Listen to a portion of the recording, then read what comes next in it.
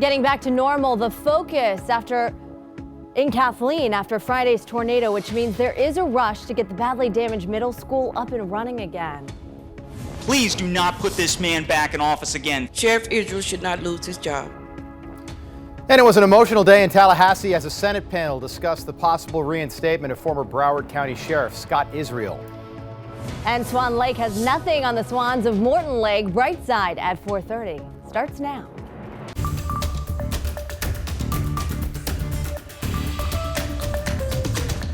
Little Swan roundup there. We'll explain that coming up a little bit later in the show. Good morning. Thanks for being with us here on Brightside on this Tuesday. I'm Rob Finnerty. I'm Caitlin Markeith. Poor little guy.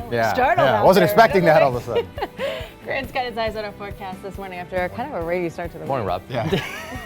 that was a different way to say it, right? Good morning. Good morning. How are you? No, Caitlin, you said it. You said it's awful outside this morning, right? Foggy. Fair warning. Humid. Rob, I don't think you and I had the problems, but ladies, yeah, it's not good for your hair, ladies. No, it's one of those days. Be advised. What, ponytail hair? Grant, wait. It's a great pony hair. Pony hair. Thank you, Rob. Day. All right, guys. You step outside and your car is going to be wet. Your windows are wet, almost like it's raining. No rain on the radar. It's just all this humidity, a lot of moisture in the air, visibility down to a half mile right now in Zephyr Hills, not to mention just that high humidity this morning and high temperatures too. Temps in the middle and upper 70s right now, 79 in Tampa, 79 also in St. Pete. That's the way it's at the bus stop for the kids. Areas of fog, mind that this morning, guys. Watch out for that. Take it a little bit slower. 79 at the bus stop, sunrise at 7:35. We could see an isolated shower through lunchtime. A slightly better chance for some scattered afternoon and evening showers and storms. High temps today in the mid and upper 80s, but then a cold front moves through tonight. We'll talk about what that means for at least the next couple of days in just a few minutes. Rob, Caitlin? All right, Grant, thank you. We want to make the most of the time you have with us this morning, even if it's just for a few minutes. So let's get you in the know, and let's do that right now. More portables are scheduled to arrive at Kathleen Middle School in Lakeland this morning after a tornado ripped the roof off the school's main building over the weekend. The Polk County School District has placed an emergency order for 12 portable classrooms, which crews began installing on Sunday after those storms. They are hoping to have all of them ready for students by Wednesday, but it could take more time. This one, there's quite a crunch to get it done as quick as possible, which is understandable because you got a bunch of kids out of school.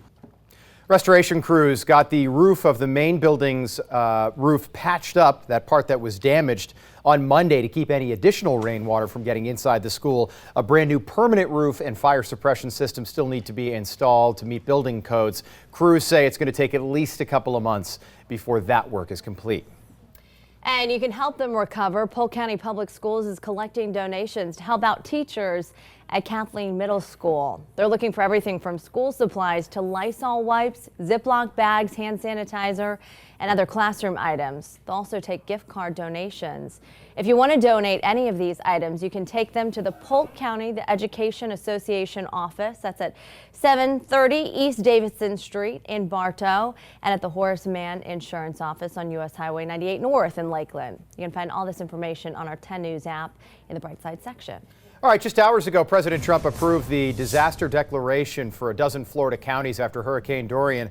The declaration means federal funding is now available to local governments that had emergency work and repairs done during the storm. And how about this? If you didn't see this yesterday, dozens of properties in downtown Clearwater are being bought or are already owned by the Church of Scientology in Clearwater. The Tampa Bay Times had an extensive report yesterday about real estate buys that have doubled in downtown Clearwater and on Cleveland Street, which is the main road through downtown Clearwater. The report shows the church and its members have 185 properties that cover over 100 acres in downtown Clearwater. The Times reviewed over 1,000 separate deeds to confirm those numbers.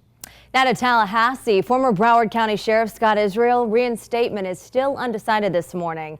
There was a split vote by the Florida Senate Rules Committee Monday night to remove Israel. Now, that came after more than 10 hours of emotional testimony and public comment. He put sheriff's deputies who would not run into the sound of bullets.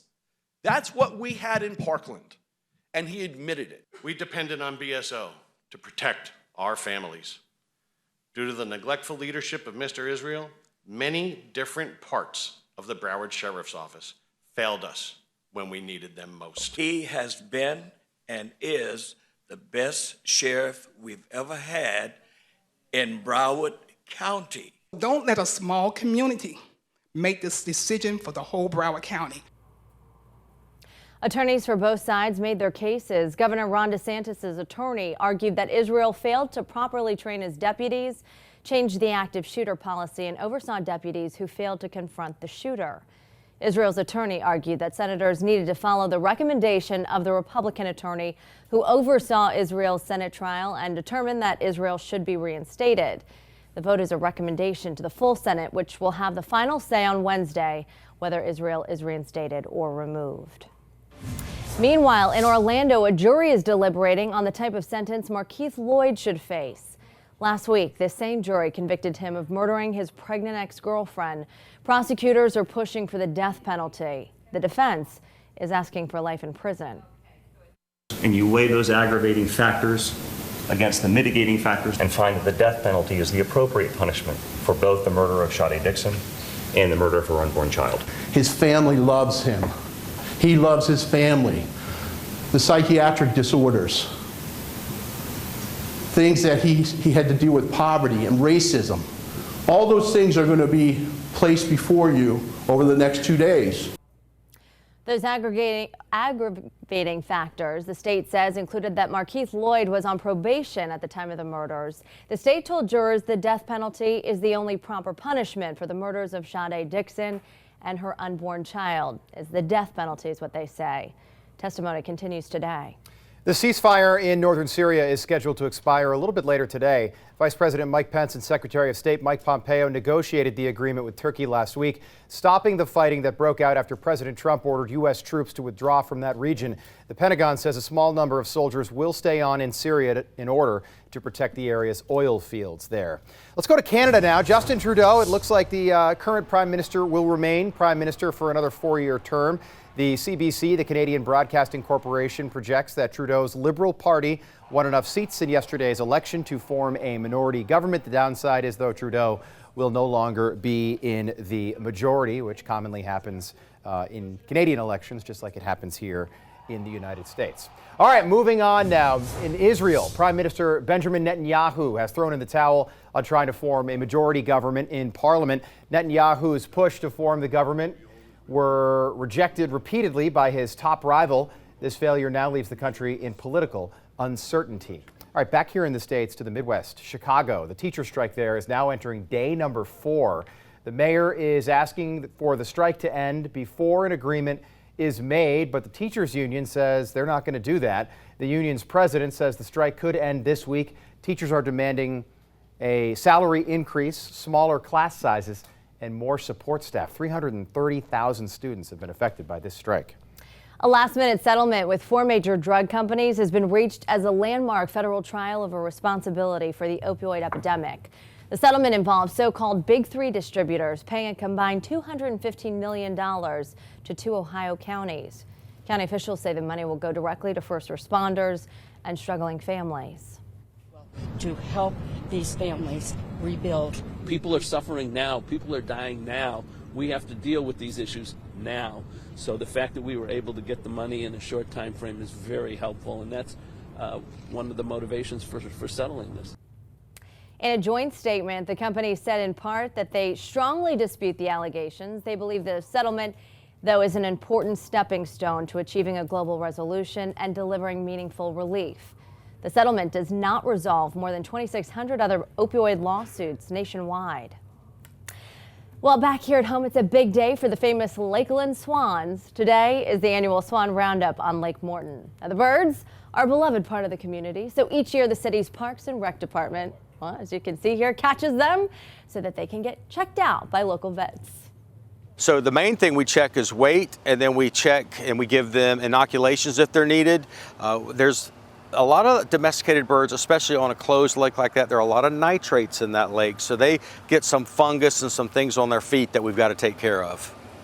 The 39th annual Lakeland Swan Roundup begins at 7 this morning. The community is encouraged to come out and watch. It's a big event in Lakeland. 7 o'clock, still dark too, but if you are familiar with the Lakeland Swans, you might already know that they came from royalty originally, but the full history of the Swans dates back even further than that. So let's go beyond the headline and take a look at the history of the famous Lakeland Swans. Whether you're a local or just passing through Lakeland, It's hard to miss the swans out on Lake Morton. The beautiful birds are a cornerstone of the community. You can find them on brochures, statues around town. The swan is even the official mascot of Lakeland. Swans have called Lake Morton home since 1923. Back then there were only a couple. By the mid-1930s, there were almost 20. Then nature started getting the best of the swans. Disease and predators wiped out the population, and in 1954, the last Lakeland swan fell prey to a hungry alligator.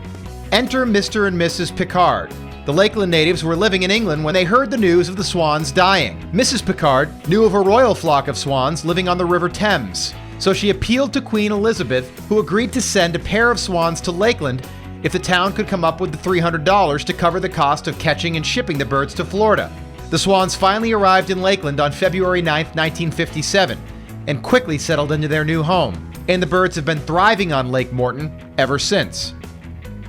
Now don't worry, if your spouse is still sleeping and you just saw that, we're going to be talking swans all morning here on Brightside. Hey, does being healthy, is that a good thing for you? Does it mean you're a happier person? Well, we've got the new study that you need to help you shed those extra pounds.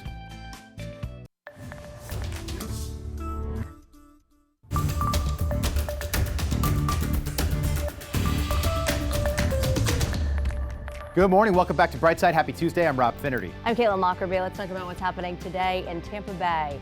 Tampa Bay will be hosting the largest Congressional Medal of Honor convention. 48 Medal of Honor recipients will visit 20 area schools to tell the stories of more than 125 recipients of the honor.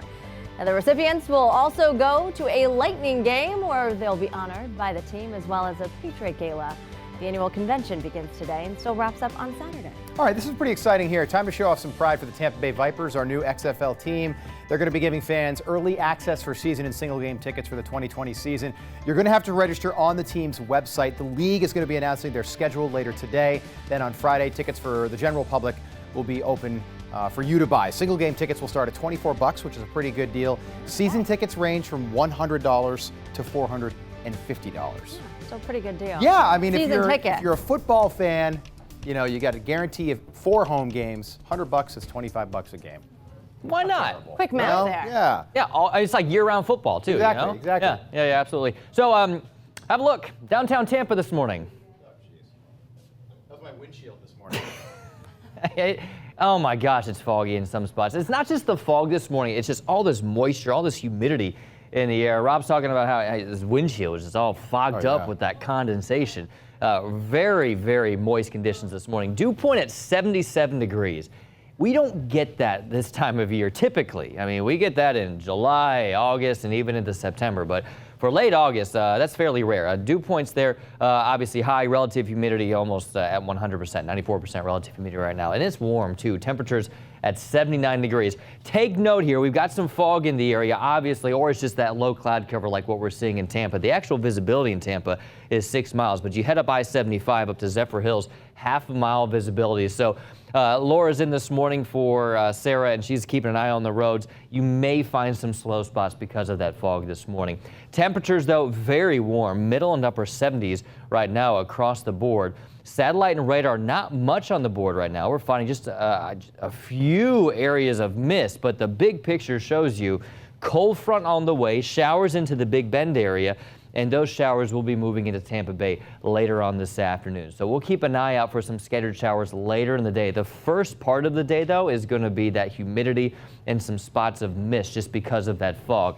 And then into the afternoon, we'll find those scattered showers, maybe an isolated storm. Not a huge chance of actual thunderstorms today, but later tonight into tomorrow morning, here comes the cold front. Here comes that shift in the wind direction. Look at your Wednesday morning. Temperatures in the 60s in most spots. Crystal River, we'll be watching you closely. You might even see temperatures in the 50s tomorrow morning. So a very nice start to the day. The humidity will be low. Temperatures tomorrow afternoon climb into the low, if not just middle 80s under mostly sunny skies. Good looking day tomorrow. Unfortunately, it won't last for all that long. Again, high temps tomorrow will generally be, actually this is this afternoon, but high temps tomorrow afternoon will be there in the lower and middle 80s. Planning out your Tuesday, though, 87 this afternoon. It's just going to be one of those warm, muggy days with that chance of afternoon showers and storms. 87 today, your normal high temperature is 83 degrees. And then we bring back the heat as we go into Thursday and Friday. 87 tomorrow, 40% chance for some scattered afternoon storms, slightly smaller chance of rain on Saturday, and then we'll keep temperatures in the middle and upper 80s as we go into the beginning of next week. All right, Grant, thank you. Hey, whether you're a homemaker, a store owner, or you're just working for the weekend, money matters each and every day, and we're minding your business on this Tuesday morning early. Bright side here, Macy's says they are done with the fur forever. The department store chain is going to stop selling real fur in early 2021. The company says new fabric technology like faux fur makes your fur transition a little bit easier. Ralph Lauren and Burberry also recently dropped fur, which is a good thing.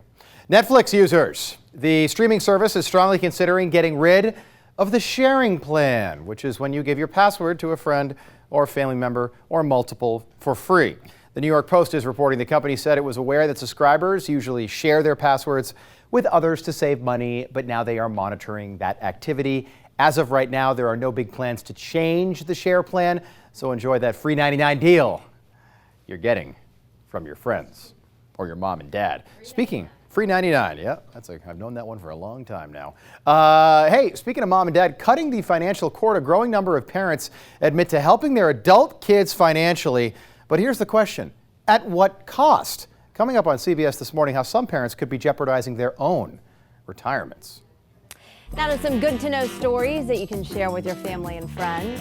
What's playing on your headphones? New research suggests that most people's brains prefer songs with only a moderate amount of uncertainty and unpredictability. Doctors say musical preferences may be rooted in how human beings learn. And does healthy equal happy? Well, according to a Cleveland Clinic study, people living a healthy lifestyle are happier and more optimistic. Doctors say it's easier to keep our brains worry-free when our bodies are in motion. I think a real ordinary thing for humans is to wait till we feel good to start to do things. Well, that's easy. If we're feeling badly, moving our body, getting ourselves behaving in a different way is critical to change the feeling state. It's one of the hardest things to do. Doctors say when we move, we release endorphins, dopamine, all those good chemicals. They say it helps to have someone who can motivate you through the journey. Yoga. Yeah, you're so good at it. I am such a good exerciser. Yoga pose No, this is, I feel the endorphins going right now. Honestly, this is a great study. The guys at the Cleveland Clinic, guys and gals, I mean that, the people there, right? These studies are so, this seems obvious, but look when you work out, when you exercise, I feel so much just getting up better. and moving too. It's nice to have a day to just relax. There's nothing against being a couch potato for a day or maybe two. Yeah, A I usually incorporate Netflix it. Marathon, but you got to get out and enjoy, especially it's Florida. Yeah. Go breathe it in. Yeah, breathe it in. Get up, get out, do something enjoyable, fun. If Stretch. This is a great exercise right here, by the way. They call this a great one right They call there. that the twirl. That's a big calorie burner too. Yeah, I'm burning them right now. All right. In one single day, 2 trailers push the excitement to a whole new level. Good morning, beautiful people. It is Tuesday. I'm Jabari Thomas. Here's The Buzz. The final trailer for the Star Wars The Rise of Skywalker debuted last night. So the movie from director J.J. Abrams officially wraps up the Skywalker saga. Now, despite Carrie Fisher's death back in 2016, Abrams was able to incorporate unused footage from The Force Awakens to have Fisher in the new movie. So tickets also went on sale last night, and you can watch the trailer right now on our website, WTSP.com. I cannot wait to see that. Can't wait. And you won't be able to wait to see this either. The Crown has a new queen for the 3rd season of the Netflix drama based on Queen Elizabeth II. Rob, you told me to watch this show. Yeah, you I've been gotta watching catch up. documentaries about this stuff. But Olivia Colman takes over the lead role now. So this season, the Queen must adapt as the UK enters the 60s, and The Crown Season 3 starts streaming November 17th. Very exciting stuff. Can't wait to watch that as well. Speaking of the Crown and Royals, swans. Coming up next. I'm learning all about the swans in Lakeland and their royal heritage. Today is the roundup, I believe they call it. We're going to be following that closely this morning. They start at 7 o'clock. It's still generally pretty dark at 7, Grant. Yeah, well, it has You know about the pattern. I'm confused. The sun, What about swans? Stars. Swans? What? A large, what? It's a white bird. It's a big swans. Usually they're kind of mean. You ever hear a swan fly? They make a funny sound. Hey, stay with us. Don't call me 10 News Shirley. Brightside coming up at 5.